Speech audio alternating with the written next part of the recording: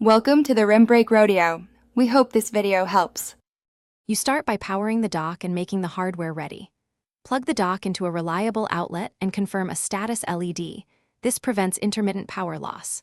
Next, connect your laptop using the dock's recommended cable, usually USB-C or Thunderbolt, so bandwidth and charging work correctly. Once done, install or update the dock's drivers and firmware. This ensures OS compatibility and fixes known issues. Finally, keep the laptop awake briefly, while drivers finalize so devices enumerate cleanly.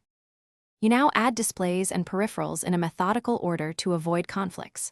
Start by connecting monitors to the dock's primary ports, matching resolution and refresh rate needs so scaling behaves predictably. Then attach input devices and network cables, making sure Ethernet is on the dock if you want wired stability.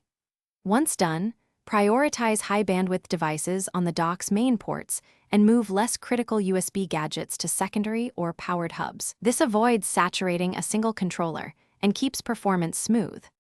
You finish by verifying settings and running simple checks to confirm everything works. Set your primary display and audio output in the OS, confirm charging and data transfer speeds, then perform a full reboot with the dock attached to resolve enumeration glitches.